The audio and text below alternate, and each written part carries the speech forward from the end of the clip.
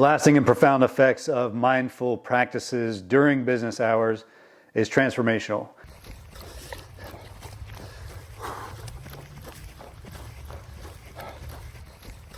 Hey, welcome back. This is Kevin. A lot of people don't know this about me, mainly because I don't advertise it or tell people, but I'm a certified meditation coach. And what that means is I just help people find a way to meditate. And one of the things that always comes up, maybe they've got a little bit of meditation under their belt, maybe they're just starting out, but there's always a misconception about what meditation is. I want to kind of clear that up a little bit today, and you can certainly go to the meditation experts and find that. I don't claim to be an expert in that at all, but I am a practitioner of meditation. I practice it every day. And meditation is this, sitting in a comfortable spot. Normally you'll see people sitting, some like I'm sitting now. The practice is to calm your mind. The way that we do that is we sit here in the quiet, we close our eyes. In that process, the mind is going to wander. The mind is going to try to multitask. So the actual practice of meditation is taking the mind from calm, blank mind, open air, open space, and then when the thought comes in and you start thinking about what you need at the grocery store or what you're going to do at the t-ball game tonight or what time the dance recital is, when you start thinking about those things, pausing and bringing your mind back to zero, bringing it back to the breath. That part of coming from a thought you didn't want to have during your meditation and back to zero, back to the breath, that's the power, that's the muscle, that's what you're building. It's not that you sit here and don't think about anything for 10 minutes. What it is sitting here and saying, okay, when I think about something I'm not choosing that I don't want to think about in this moment, I'm going to bring my mind back to the breath and carry on. It's not about being perfect, obviously, go watch that video, but it's about mindfulness. And mindfulness is forcing those moments of peace, bringing those moments of peace, encouraging those moments of peace. That's really what you want. So as you're meditating and thinking, it's not bad that you have a thought. That's not a problem. Congratulate yourself, celebrate it. When you have the thought and you recognize it, come back to the breath, come back to zero, come back to peace, come back to balance. That's what you want to do. That's the point of meditation. It always comes up, a lot of people ask me, hey, what's the difference of meditating and praying? And in my world, there is no difference if you're doing it right. Here's what I find. Most people don't pray right. Meditation can be prayer. Prayer can be meditation if it's done properly. But I do see a lot of people that do a couple things. One, they pray on words that were written by someone else.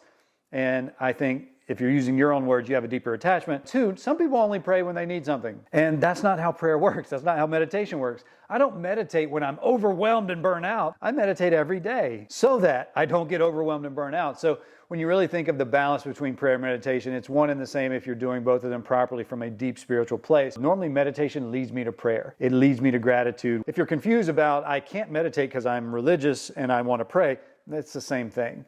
Yeah, meditation is religious, and it's your religion. It's whatever you believe it can be, and that's the point of meditation. And so mindfulness is very important as we navigate this world of social media. We're on our phones all the time. We're looking at screens all the time. I was watching TV the other night with my family, and I looked around, and my son is on his phone, my wife's on her phone, I'm on my phone, and we've got the TV going.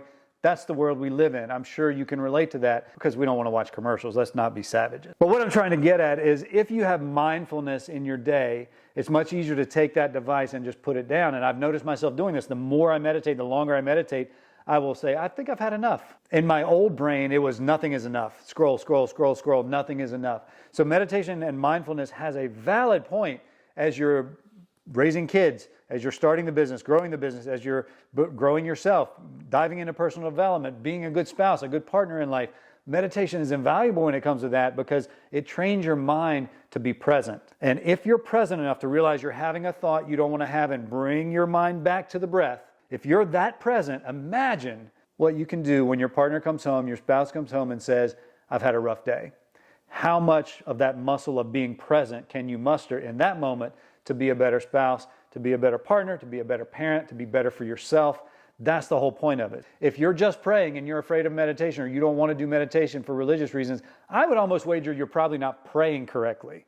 You're probably not. That's just true. You don't have to have the meditation pillow like I have and have your water and your journal handy and be sitting in a comfy spot. You can meditate anywhere you want as long as it's intentional. It doesn't matter how long you do it. Now, if you really want to get intentional sitting like this is a long meditation where I want to be comfortable. I've got my posture, I've got my pillow, I've got my water. I want to be comfortable for the next 30 minutes while I'm meditating. If you really embrace it in a sense of being mindful throughout your day, you stand to gain a whole lot. Peace doesn't just happen to us anymore.